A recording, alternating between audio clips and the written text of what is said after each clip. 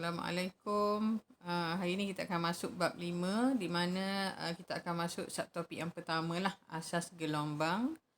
Okey, bab 5 tajuk besar dia adalah gelombang lah. Kita masuk subtopik yang pertama iaitu asas gelombang. Okey, kalau kita perhatikan di sini penerangan tentang gelombang lah. Apa itu gelombang? Contoh diberi di sini adalah gelombang bunyi yang dihasilkan oleh paluan kompang. Okey, belulang kompang yang dipalu menghasilkan gelombang bunyilah. Okey.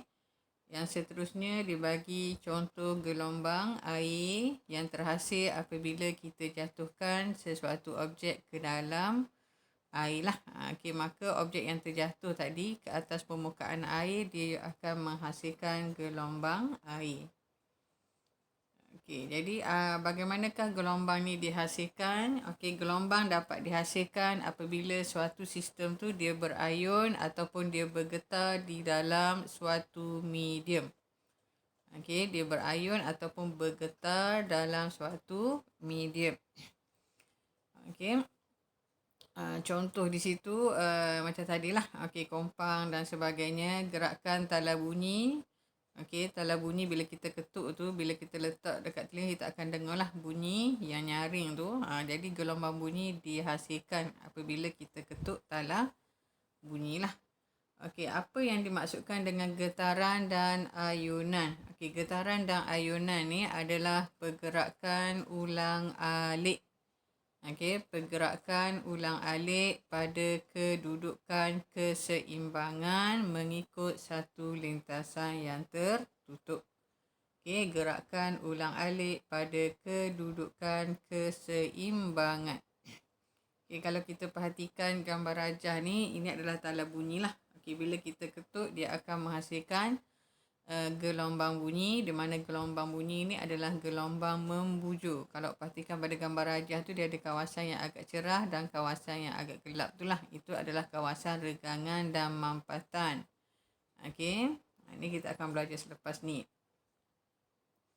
Okey, ni adalah gelombang air di mana dia dihasilkan oleh dua pencelup ataupun dua penggetar sfera.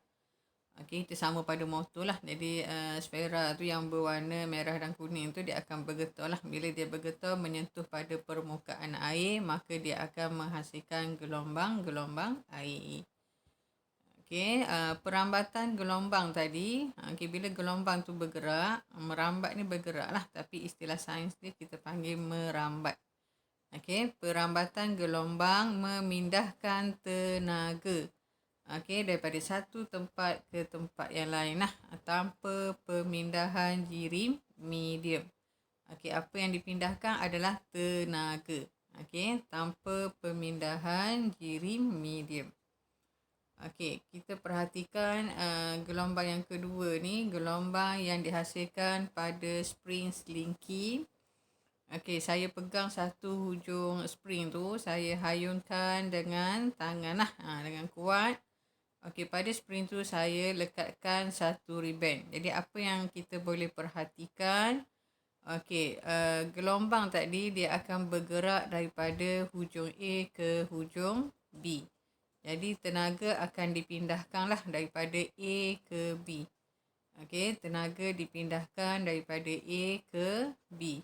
Okey, apa yang berlaku pada ribbon? Okey, ribbon ni dia akan bergetar pada kedudukan yang tetap lah. Dia akan bergerak ke atas, ke bawah, ke atas, ke bawah. Okey, jadi ribbon ni tidak bergerak lah. Okey, cuma dia bergerak ke atas, ke bawah pada kedudukan yang tetap. Maka yang berpindah tu adalah tenaga sahaja. Okey, jirim medium tidak dipindahkan lah. Okey. Okey, rupa bentuk spring slinky semasa gelombang tadi merambat. Okey, kita panggil dia sebagai profil gelombang. Okey, kita panggil sebagai profil gelombang. Rupa bentuk gelombang yang terhasil tu lah. Okey, pada spring tu kita panggil profil gelombang. Okey, kita tengok jenis gelombang. Okey. Kalau kita perhatikan pada spring ni, dia ambil pada 5 masa yang berbeza lah. Okey. Gelombang tadi kita boleh kelaskan dia berdasarkan aspek perambatan profil gelombang. Okey, kalau kita perhatikan gambar Raja Spring ni, okey, profil gelombang pada 5 ketika yang berturut-turut. Maknanya 5 masa yang berlainan lah. Okey. Kita ambil gambar gerak perlahan dia, jadi kita boleh perhatikanlah. Okey, bentuk spring tadi. Dia punya bentuk spring tu kita panggil profil gelombang, dia akan bergerak arah ke kanan lah. Okey. Jadi profil gelombang ni dia merambat dengan masa sepanjang arah perambatan gelombang. Jadi gelombang yang bergerak ni kita panggil dia gelombang yang progresif. Gelombang progresif. Dia merambat dengan masa sepanjang arah perambatan gelombang tu lah. Jadi profil gelombang yang merambat ni dengan masa ni, maka kita panggil dia gelombang progresif. Ni kalau kita perhatikan ada itik yang berada dalam air ni, bila dia bergerak tu maka dia menghasilkan gelombang lah. Jadi gelombang progresif dihasilkan di atas permukaan air. Profil gelombang tadi kalau kita perhatikan warna merah tu, arrow dia tu menunjukkan profil gelombang ni merambat keluar dalam semua arah. Jadi gelombang progresif ni boleh merambat melalui satu medium sebagai gelombang melintang ataupun gelombang membujur. Dia ada dua jenis lah. Gelombang melintang ataupun gelombang membujur. Nanti kita lihat apa beza di antara gelombang melintang dan juga gelombang membujur. Okey. Kalau kita perhatikan pemain gitar, bila dia petik tali gitar tu, getaran yang dihasilkan tu adalah ke atas dan ke bawah je lah. Profil gelombang pada 5 ketika ataupun 5 masa yang berbeza-beza tu, bagi sebahagian daripada seutas tali gitar yang dipetik lah. Kalau kita perhatikan, gelombang yang dihasilkan adalah gelombang pegun, bukan gelombang progresif. Gelombang pegun dihasilkan apabila dua gelombang yang progresif yang serupa dan bergerak dalam arah yang bertentangan bertembung dengan satu sama lain. Dia menghasilkan gelombang pegun. Jadi gelombang yang dihasilkan sepanjang tali gitar yang dipetik adalah contoh bagi gelombang pegun lah. Contoh-contoh yang lain adalah ukulele, seruling, gendang dan sebagainya lah. Gelombang pegun ni adalah gelombang apabila profil gelombang tadi dia tidak merambat dengan masa. Dia tidak merambat dengan masa. Kalau dia merambat dengan masa, nama gelombang tersebut adalah gelombang progresif. Gelombang tadi juga kata dia terbahagi kepada dua jenis lah. Gelombang mekanik dengan gelombang elektromagnet. Tadi ada dua gelombang melintang, gelombang membujur. Kita boleh bahagikan kepada dua kategori juga, gelombang mekanik dan juga gelombang elektromagnet. Jom kita tengok apa yang dimaksudkan dengan gelombang mekanik. Gelombang mekanik. Gelombang mekanik ni adalah gelombang yang memerlukan medium untuk memindahkan tenaga daripada satu titik ke titik yang lain. Gelombang mekanik ni dia memerlukan medium untuk merambat lah. Untuk dia bergerak tu, dia memerlukan medium untuk memindahkan tenaga dia lah. Terdiri daripada getaran zarah-zarah medium. Contoh gelombang mekanik adalah gelombang air, gelombang bunyi, gelombang seismik, yang gempa bumi dan sebagainya tu, ialah contoh-contoh bagi gelombang mekanik sebab dia memerlukan medium untuk memindahkan tenaga. Manakala gelombang elektromagnet, Okey, gelombang elektromagnet dia tidak memerlukan medium. Okey, berbeza dengan gelombang mekanik tadi memerlukan medium, gelombang elektromagnet tidak memerlukan medium untuk memindahkan tenaga. Okey, terdiri daripada gelombang elektromagnet ni terdiri daripada ayunan, medan elektrik dan juga medan magnet yang saling berserenjang antara satu sama lain. Okey, ayunan, medan elektrik dan medan magnet yang saling berserenjang antara satu sama lain. Okey, sebagaimana rajah dekat bawah tu lah. Okey, merah dengan hijau tu salah satunya adalah medan elektrik, satu lagi adalah medan magnet di mana dia saling berserenjang 90 darjah lah. Okey, saling berserenjang antara satu sama lain. Contoh gelombang elektromagnet ni yang tidak memerlukan media untuk merambat ni adalah gelombang radio, gelombang cahaya, sinar, gamma adalah contoh-contoh bagi gelombang elektromagnet lah. Kita ada banyak lagi sebenarnya. Okey, yang seterusnya kita lihat tadi perbandingan di antara gelombang melintang dengan gelombang membujur. Okey, tadi di antara gelombang mekanik dengan gelombang elektromagnet. Okey, sekarang ni jenis gelombang ni dia ada gelombang melintang dengan gelombang membujur. Jadi apa beza dia pula? Okey, kalau kita perhatikan gambar rajah ni. Okey, kita pergi kepada gelombang melintang dululah. Okey, gelombang melintang zarah-zarah medium dia bergetar pada arah yang berserenjang. Perkataan yang penting di situ adalah berserenjang. Zarah-zarah medium bergetar pada arah berserenjang dengan arah perambatan gelombang.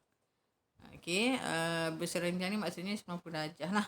Okey, terdiri daripada puncak dan lembangan yang berturutan. Kalau dia bagi graf tu ada puncak, ada lembangan, maka itu adalah gelombang melintang lah. Okey, contoh bagi gelombang melintang adalah gelombang radio, gelombang cahaya, gelombang air.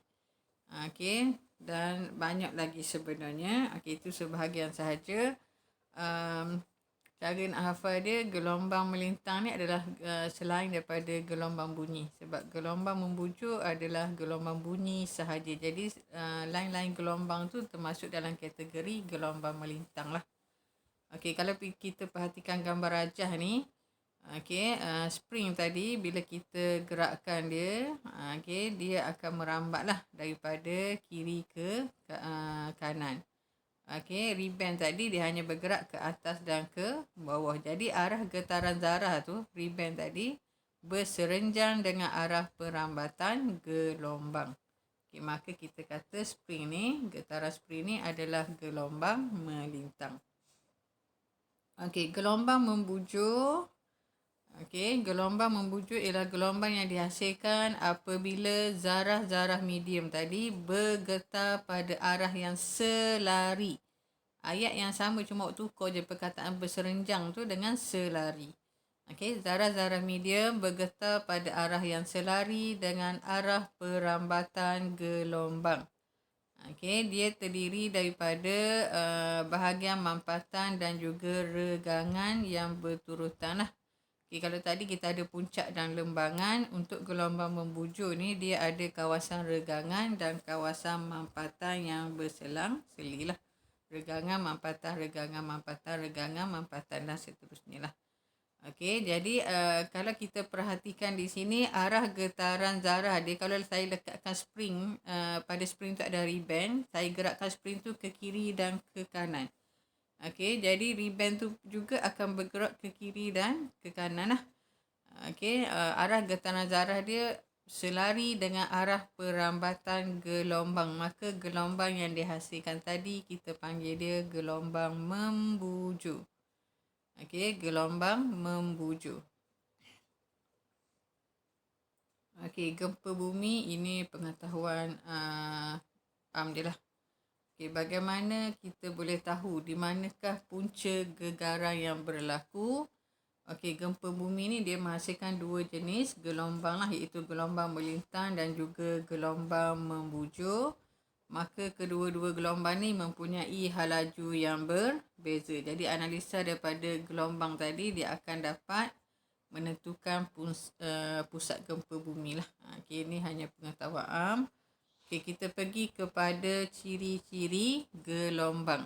Okey, rajah tu menunjukkan profil gelombang air. Okey, pergerakan gelombang air kita lah. Okey. Apa yang berlaku di sini, katakan air laut tu bergerak ke pantai. Okey, jadi kedalaman dia tu semakin berkurang lah. Jadi boleh tengok corok-corok gelombang yang terhasil lah. Okey, dia ada kawasan puncak, dia ada kawasan lembangan. Okey. Kita tengok yang pertama, istilah-istilah yang perlu awak tahulah. Yang pertama adalah amplitude. Okey, apakah yang dimaksudkan dengan amplitude gelombang? Okey, amplitude gelombang adalah sesaran maksimum. Okey, sesaran maksimum suatu zarah daripada kedudukan keseimbangan. Okey, nanti tertunjuk contoh dia. Okey, amplitude adalah sesaran maksimum suatu zarah daripada kedudukan keseimbangan. Manakala tempoh, okey, tempoh adalah masa. Okey, masa yang diambil oleh suatu zarah tu membuat satu ayunan lengkap.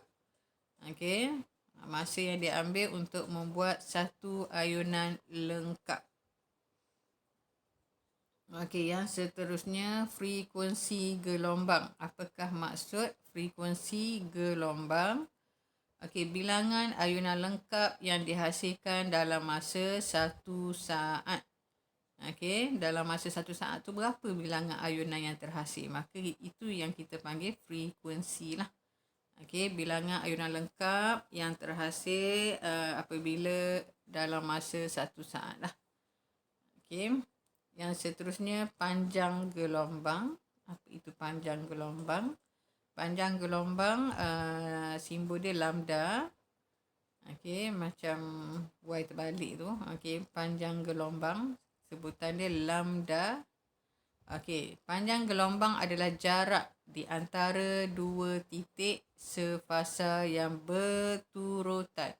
Perkataan berturutan tu wajib. Kalau tinggal berturutan jadi salah lah. Okey, jarak di antara dua titik sefasa yang berturutan. Nanti kita tunjuk berdasarkan gambar rajah. Baru lebih jelas. Okey, yang seterusnya laju gelombang. Apakah maksud laju gelombang? V. Okay, laju gelombang adalah jarak yang dilalui dalam masa sesaat lah oleh profil gelombang. Okay, jarak yang dilalui sesaat oleh profil gelombang. Dalam masa 1 saat tu berapa jarak yang dilalui oleh profil gelombang tadi, maka kita boleh kira dia punya laju lah. Okay. Okay, ni contoh-contoh kita perhatikan di sini contoh gelombang melintang. Okey, dia ada puncak, dia juga ada lembangan. Okey, yang diwarnakan dengan warna kuning, warna hijau dan warna biru tu itu adalah titik-titik yang sefasa. Okey, titik-titik sefasa.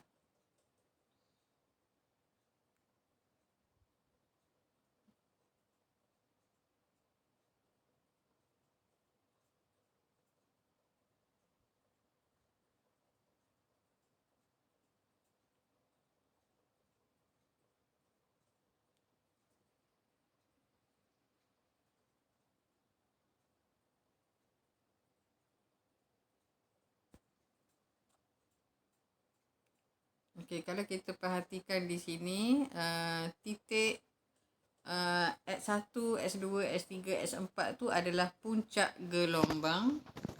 Okey, ni kita panggil puncak gelombang di mana puncak ni adalah titik-titik yang sefasa lah. Jadi semua titik-titik yang puncak ni kita panggil titik-titik yang sefasa. Sama juga dengan Z tu lah, itu adalah lembangan. Okey, bahagian bawah gelombang tu kita panggil lembangan. Jadi semua lembangan-lembangan tu kita panggil titik yang sefasa lah. Ataupun titik di antara Y1, Y2, Y3 tu adalah juga kita panggil titik-titik yang sefasa. Okey, titik-titik yang sefasa. Okey, kalau kita perhatikan A tu, itu adalah tinggi ataupun tinggi puncak lah. Okey, tinggi puncak. Okey, kalau ini pun kita boleh panggil dia sebagai amplitude lah. Okey, tinggi puncak ataupun tinggi lembangan itu adalah amplitude. Okey, kita panggil dia amplitude.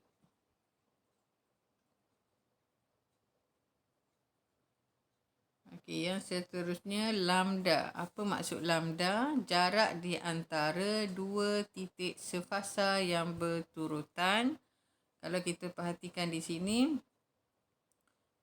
kita ada lembangan ke lembangan pun kita boleh panggil dia lambda.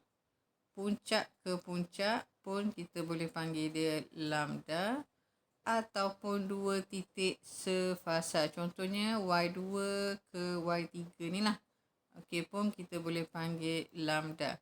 Jadi bagaimana kita nak cari yang Y1, Y2 ni, sebenarnya awak boleh lorek lah. Kalau katakan Y1 ke Y2 ni, bila awak lorek ada satu puncak dengan satu lembangan ni, dia akan menghasilkan dua titik sefasa yang berturutan lah. Jadi bila awak lorek ni, awak akan dapat satu lambda sebenarnya. Okey. Jadi lambda ni awak boleh tentukan di banyak tempat lah. Puncak dengan puncak, lembangan ke lembangan ataupun dua titik sefasa yang berturutan. Okey, mana-mana lah. Okey, yang seterusnya kita lihat pula kepada gelombang membujur. Okey, kita nak kenal pasti di manakah dia punya lambda. Okey, dia punya titik-titik yang sefasa tu lah. Okey, kalau perhatikan kawasan P tu, okey, P1, P2 dan seterusnya, itu adalah kawasan mampatan. Okey, manakala yang ditanda dengan Q tu adalah kawasan regangan. Maka antara P1 ke P2 tu, itu adalah lambda lah. Okey, jarak di antara dua titik yang sefasa. Okey, daripada sini ke sini, okey, mampatan ke mampatan yang berturutan kita panggil lambda, ataupun regangan ke kawasan regangan pun kita panggil lambda. Okey, panjang gelombang, jarak di antara dua titik yang sefasa. Okey. Yang seterusnya, gambar rajah tu menunjukkan profil gelombang yang bergerak lah. Okey, selang masa T. Okey. Dalam masa T tu, okey, profil gelombang merambat melalui jarak yang sama iaitu lambda. Maka kita boleh tentukan dia punya laju lah. Okey, kalau tengok perhatikan gambar rajah yang atas tu 5.15 selepas masa T. Okey, gelombang tadi akan bergerak sejauh lambda. Okey, maka laju kita boleh kira berdasarkan rumus jarak bahagi masa. Jadi V sama dengan lambda per T per tempoh. Okey, maka kita akan dapatlah rumus dia V sama dengan lambda per T. Okey, kita juga boleh terbitkan 1 per T. Kita keluarkan 1 per T, kita asingkan lambda tu, maka 1 per T tu sebenarnya adalah frekuensi. Maka kita akan dapat rumus V sama dengan F lambda. Okey, kita akan dapat rumus V sama dengan F lambda. Okey.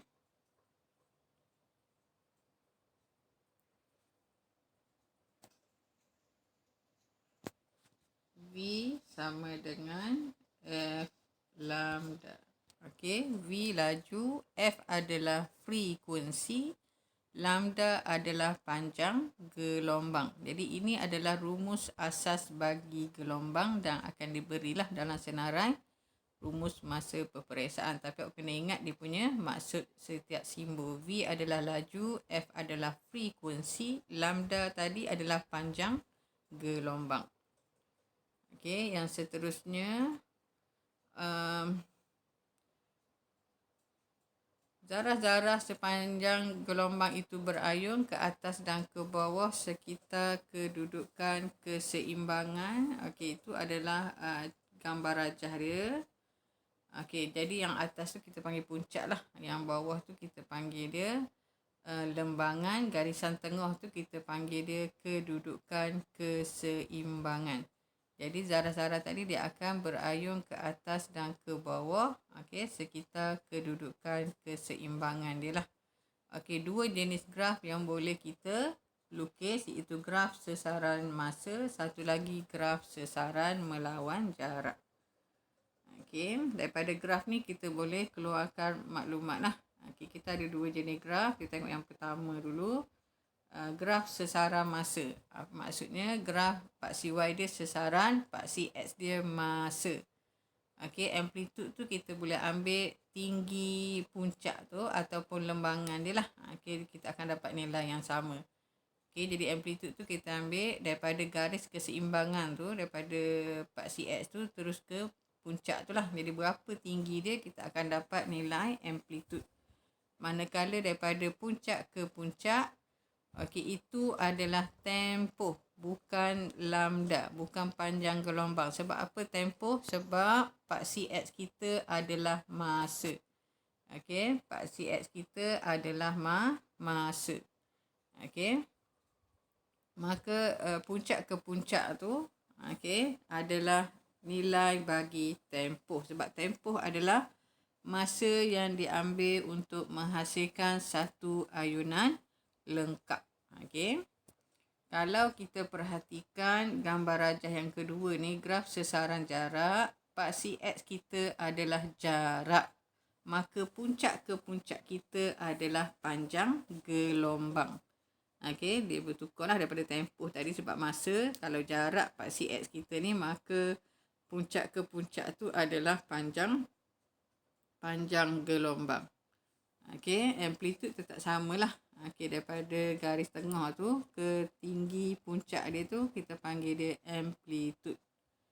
Okey.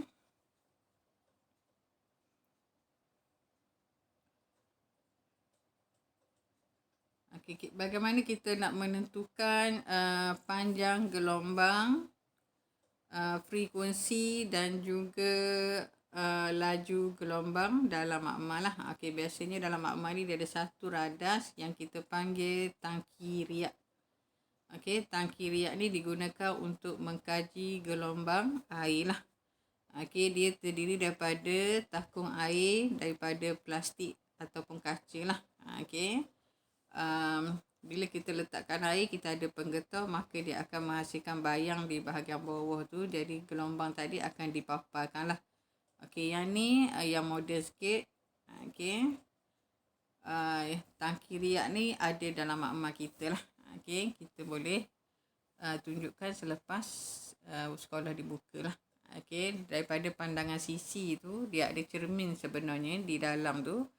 Jadi bila ada gelombang yang terhasil, dia akan dipantulkan oleh cermin ke skrin di bahagian hadapan. Jadi boleh tengok corak gelombang yang terhasil pada skrin kaca tu. Okey. Penggetah dia ada dua jenis. Dia ada penggetah satah dan juga penggetah sfera. Penggetah satah dengan penggetah sfera. Penggetah satah dia menghasilkan gelombang satah. Manakala penggetah sfera dia menghasilkan gelombang membulat. Okey, gelombang satah tu dia straight tu lah. Macam air laut tu daripada tengah laut ke pantai, itu gelombang satah. Manakala gelombang membulat ni macam awak lempar satu batu ke dalam tasik ke, dia akan menghasilkan gelombang membulat lah. Okey, dihasilkan oleh penggetah sfera. Okey, setakat itu dulu untuk hari ini. Latihan kita rujuk buku aktiviti lah. Okey, Assalamualaikum.